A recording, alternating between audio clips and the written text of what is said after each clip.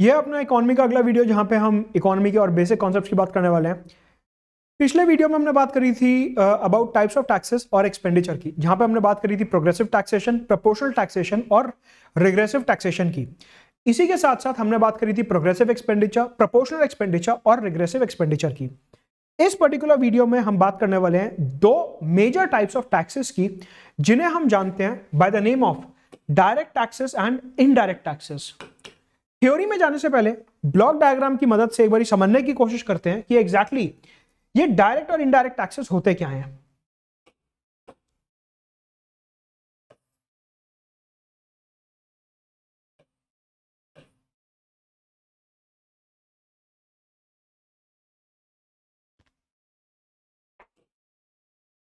Suppose करिए ये आप हैं, ये कोई रेस्टोरेंट है,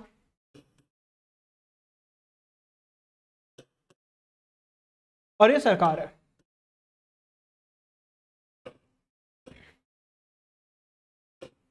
आप रेस्टोरेंट गए,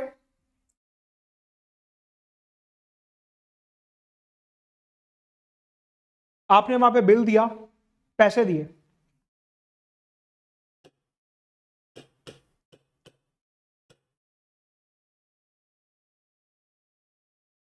आपको पता है आप अगर रेस्टोरेंट जाते हैं तो उसके ऊपर जीएसटी लगता है। आपने देखा होगा सीजीएसटी, एसजीएसटी 2.5% का लगता है रेस्टोरेंट्स में, टोटल 5%। अलग अलग आइटम्स पे अलग अलग होता है। तो आप रेस्टोरेंट गए, वहां पे जीएसटी के ऊपर आपने पे करा, और उसके बाद रेस्टोरेंट वाले ने ये पैसा जो है सरकार के पास जमा करा दिया। साइकिल क्या बनी? साइकिल ये बनी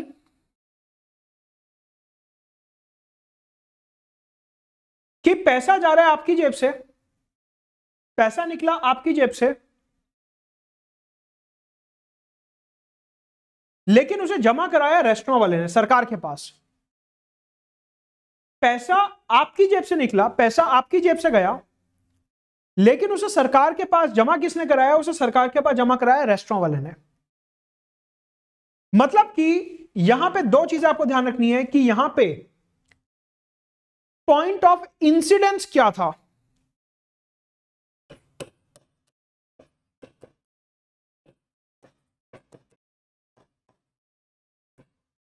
और पॉइंट ऑफ बर्डन क्या था।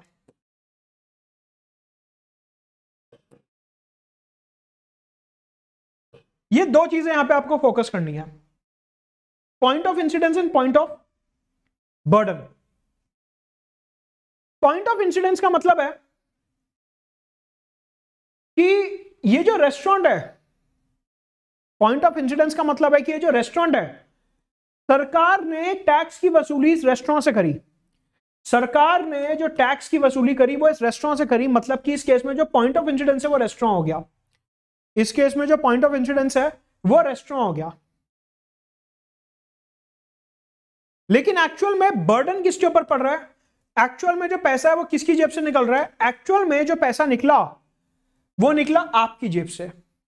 रेस्टोरेंट वाले का कुछ नहीं किया, उसने आपसे पैसा लिया और सरकार को जमा करा दिया। बेसिकली एक ऐसा टैक्सेशन जहां पे पॉइंट ऑफ इंसिडेंस और पॉइंट ऑफ बर्डन अलग होते हैं, एक ऐसे टाइप का टैक्सेशन जहां पे पॉइंट ऑफ इंसिडेंस और पॉइंट ऑफ बर्डन अलग होते हैं, सेपरेट होते हैं, डिफरेंट होते हैं, उसे बोले जाता है इनडायरेक्ट टैक्स। उसे बोलते हैं इनडायरेक्ट टैक्स। फॉर एग्जांपल आपका जीएसटी, कि आपने रेस्टोरेंट वाले को 5% जीएसटी दिया, इधर आपने 5% जीएसटी दिया, लेकिन एक्चुअल में वो रेस्टोरेंट वाले ने वो सरकार को दे दिया, तो बोझ पड़ा आपकी जेब के ऊपर। इनडायरेक्ट टैक्स कि point of incidence, points of incidence जिसने जमा कराया वो अलग है और जिसकी जेब के ऊपर बोझ पड़ा वो अलग है। वो दोनों अलग अलग लोग हैं, वो दोनों अलग अलग लोग हैं। इसे कहते हैं इनडायरेक्ट टैक्स।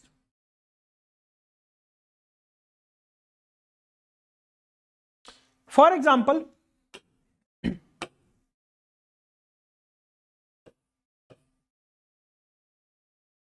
एक एग्जांपल और देता हूं आपको प्रैक्टिकल लाइफ का, यहां से आपको समझ आएगा और ज्यादा। ये गवर्नमेंट है,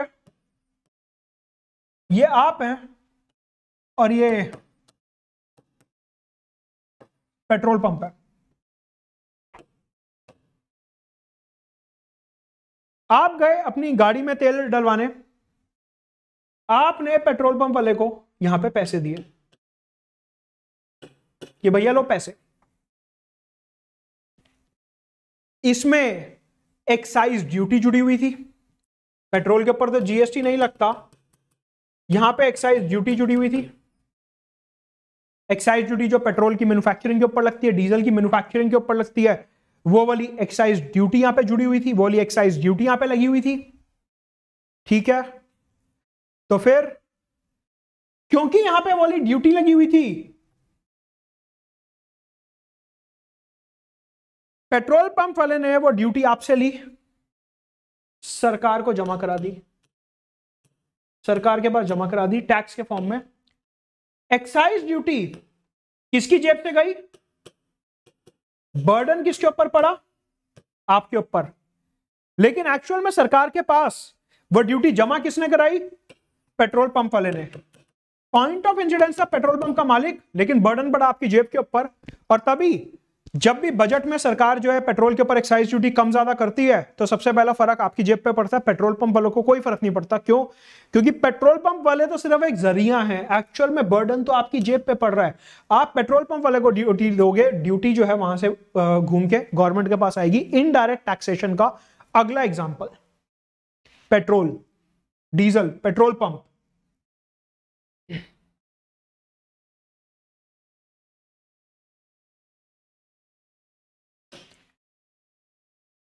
Right now,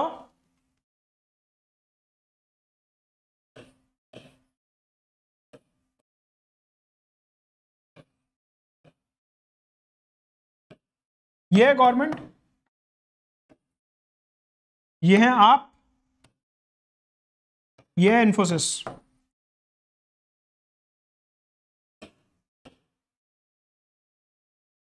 इन्फोसिस ने सॉफ्टवेयर बेच बेच के खूब प्रॉफिट कमाया, इन्फोसिस ने सॉफ्टवेयर बेच बेच के खूब प्रॉफिट कमाया। यहां पे इनके पास काफी सारा प्रॉफिट आ गया।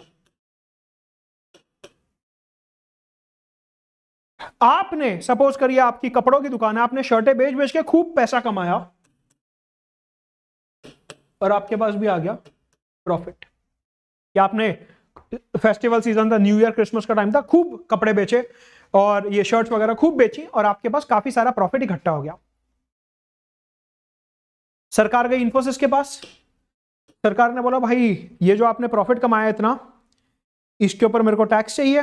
इन्फोसिस वालों ने बोला ले लो, कॉर्पोरेट टैक्स। ये जो बड़ी बड़ी कंपनीज होती हैं, ये जो बड़ी बड़ी कंपनीज होती हैं, इनकी इनकम के ऊपर जो टैक्स लगता है उसे कहते हैं कॉर्पोरेट टैक्स। ये बड़ी बड़ी कंपनियां, इन्फोसिस, टीसीएस, विप्रो, टाटा, बजाज, ये जो बड़ी बड़ी कंपनीज होती हैं, इनकी इनकम के ऊपर जो यहां पे टैक्स लगता हुआ आपको दिख रहा है, उसे कहते हैं कॉर्पोरेट टैक्स। पहली बात। दूसरी बात ये कि आप ये देखिए कि जिसने पैसा कमाया वो ही टैक्स भर रहा है, जिसने पैसा कमाया वो ही टैक्स भर रहा है। मतलब कि इंसिडेंस और बर्डन सेम जगह पर है, इंसिडेंस और बर्डन सेम जगह पर है। जिसने पैसा कमाया वही टैक्स भर रहा है, जिसने पैसा कमाया वही टैक्स भर रहा है, इंसिडेंस और बर्डन सेम जगह पे, इसे कहते हैं direct tax. This is direct tax.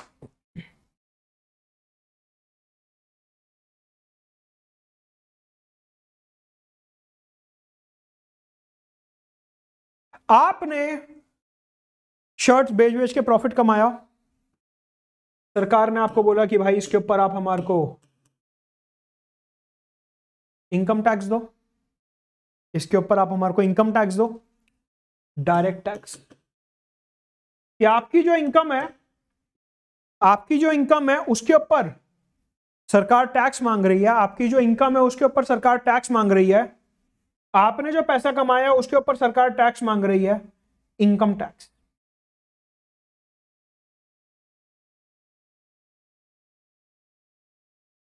इधर भी जो पॉइंट ऑफ इंसिडेंस है, मतलब कि जो टैक्स भर रहा है और जिसकी जेब से जा रहा है वो एक ही व्यक्ति हैं, आप। टैक्स आप ही को भरना है, सरकार के पास आईटीआर रिटर्न फाइल कराते हो आप हर साल अपनी, टैक्स आप ही को देना है सरकार को हर साल, और आप ही की जेब से जा रहा है डायरेक्ट टैक्स। तो हमने समझा कि डायरेक्ट और इनडायरेक्ट टैक्स में क्या फर्क होता है। इनडायरेक्ट टैक्स में जो टैक्स भर रहा है और जिसकी जेब के ऊपर बोझ पड़ रहा है वो अलग लोग हैं, लेकिन यहां पे जो टैक्स दे रहा है और जिसकी जेब के ऊपर बोझ पड़ रहा है वो एक ही व्यक्ति हैं, वो सेम लोग हैं, they are same people. Direct tax, तो ये होता है डायरेक्ट और इनडायरेक्ट टैक्स। इंडिया में अलग अलग प्रकार के डायरेक्ट टैक्सेस हैं। जो सबसे ज्यादा यूज होने वाले डायरेक्ट टैक्सेस हैं वो है कॉर्पोरेट टैक्स, बड़ी बड़ी कंपनियों के ऊपर जो टैक्स लगाया जाता है कॉर्पोरेट टैक्स, और दूसरा हो गया अपना इनकम टैक्स। ये दो डायरेक्ट टैक्सेस हैं इंडिया में, कॉर्पोरेट टैक्स और इनकम टैक्स। जो बड़ी बड़ी कंपनियों के ऊपर लगाया जाता है कॉर्पोरेट टैक्स, और जो आपके हमारे ऐसे लोगों की इनकम के ऊपर लगाया जाता है इनकम टैक्स। अगर मैं इनडायरेक्ट टैक्सेस की बात करता हूं, इसमें सबसे बड़ा कंपोनेंट है GST, goods and service tax, custom duty, जो बाहर से इंपोर्ट एक्सपोर्ट होता है उसके ऊपर जो टैक्स लगाया जाता है कस्टम ड्यूटी, और एक्साइज ड्यूटी। इससे पहले और भी कई सारे टैक्स हुआ करते थे, लेकिन वो सब जीएसटी के अंदर मर्ज कर दिए गए हैं। इसलिए यहां पे हम क्या देख रहे हैं कि 3 प्रकार के इनडायरेक्ट टैक्सेस हैं, जीएसटी, कस्टम ड्यूटी और एक्साइज ड्यूटी। ये 3 प्रकार के इनडायरेक्ट टैक्सेस हैं।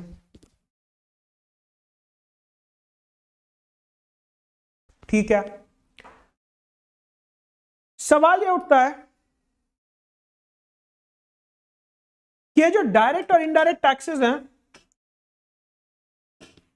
इनमें से बेहतर कौन सा है।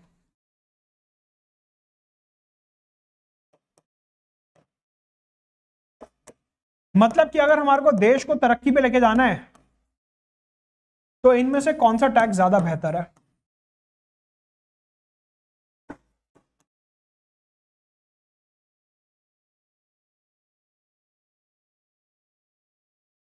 अगर मैं बात करूं डेवलप्ड वर्ल्ड की, जैसे यूएस हो गया, यूरोप हो गया, डेवलप्ड कंट्रीज में हमेशा जो डायरेक्ट टैक्स होता है वो ज्यादा होता है as compare to indirect tax. Developed countries में जैसे कि यूएसए हो गया, यूरोप हो गया, इन जगहों पे जो डायरेक्ट टैक्स होता है वो हमेशा इनडायरेक्ट टैक्सेस से ज्यादा होता है। बेसिकली ऐसा माना जाता है कि जो डायरेक्ट टैक्सेस होते हैं क्योंकि वो प्रोग्रेसिव होते हैं, जैसे कि अपना ये जो इनकम टैक्स और कॉर्पोरेट टैक्स है प्रोग्रेसिव है। एक कंपनी की जितनी ज्यादा इनकम होगी उतना ज्यादा वो टैक्स देगी, एक व्यक्ति की जितनी ज्यादा इनकम होगी वो उतना ज्यादा टैक्स देगा। तो ये जो दोनों टैक्सेस हैं, कॉर्पोरेट टैक्स और इनकम टैक्स, ये प्रोग्रेसिव टैक्सेस हैं, मतलब कि जैसे जैसे इनकम बढ़ेगी वैसे वैसे इनका अमाउंट बढ़ेगा। अगर मैं इनडायरेक्ट टैक्सेस की बात करता हूं, GST, custom duty, excise duty, ये होते हैं प्रोपोर्शनल टैक्सेस। आप पेट्रोल पंप पे जा रहे हो तो वो आपकी इनकम स्टेटमेंट चेक नहीं कर रहा, आपको एक्साइज ड्यूटी जितनी देनी है उतनी देनी है। रेस्टोरेंट जा रहे हो तो आपकी इनकम चेक नहीं कर रहा, 5% जीएसटी देना है। आप अगर अनअकैडमी सब्सक्रिप्शन खरीद रहे हो तो 18% टैक्स देना है, तो देना है, उसमें कोई छूट नहीं मिलेगी टैक्स में। Getting it? ये होते हैं प्रोपोर्शनल टैक्सेस। इंडिया में जो इनडायरेक्ट टैक्सेस हैं प्रोपोर्शनल टैक्सेस हैं, और जो डायरेक्ट टैक्सेस हैं वो प्रोग्रेसिव टैक्सेस हैं। तो ऐसे में ये माना जाता है कि ये जो डायरेक्ट टैक्सेस होते हैं क्योंकि ये प्रोपोर्शनल होते हैं तो ये इनइक्वालिटी कम करने में मदद करते हैं, वेराज जो इनडायरेक्ट टैक्सेस होते हैं क्योंकि ये प्रोपोर्शनल हैं तो ये इनइक्वालिटी कम करने में बहुत ज्यादा हमारी मदद नहीं करते। तो ऐसे में डेवलप्ड वर्ल्ड में क्योंकि इनइक्वालिटीज कम हो रही हैं, वहां पे डायरेक्ट टैक्सेस ज्यादा और इनडायरेक्ट कम है। इंडिया में पहले अगर मैं बात करूं 4-5 साल पहले की, तो इनडायरेक्ट टैक्सेस ज्यादा थे और डायरेक्ट टैक्सेस कम थे हमारे यहाँ, क्योंकि टैक्स की चोरी काफी ज्यादा होती है, वो एक काफी बड़ा मसला, काफी बड़ा प्रॉब्लम है हमारे यहाँ। तो इसलिए इंडिया में अगर मैं बात करूं तो इनडायरेक्ट टैक्सेस जो थे वो ज्यादा थे। रिसेंटली धीरे धीरे चेंजेस आ रहे हैं और अभी इकोनॉमिक सर्वे हमारे को दिखाता है कि धीरे धीरे डायरेक्ट टैक्सेस जो है वो रेस में आगे निकल रहे हैं, लेकिन अभी भी नेक टू नेक है 51-49 51-49 इस तरीके से, लेकिन धीरे धीरे डायरेक्ट टैक्सेस आगे निकल रहे हैं, which is a good trend. तो आपको हमेशा ध्यान रखना है कि डायरेक्ट और इनडायरेक्ट की लड़ाई में डायरेक्ट टैक्सेस हमेशा ज्यादा रहने चाहिए। क्यों? क्योंकि ये प्रोग्रेसिव होते हैं और ये इनइक्वालिटी कम करने में मदद करते हैं। तो ये है डायरेक्ट और इनडायरेक्ट टैक्सेस। इस वीडियो में रुकेंगे यहीं पे। Let's crack it.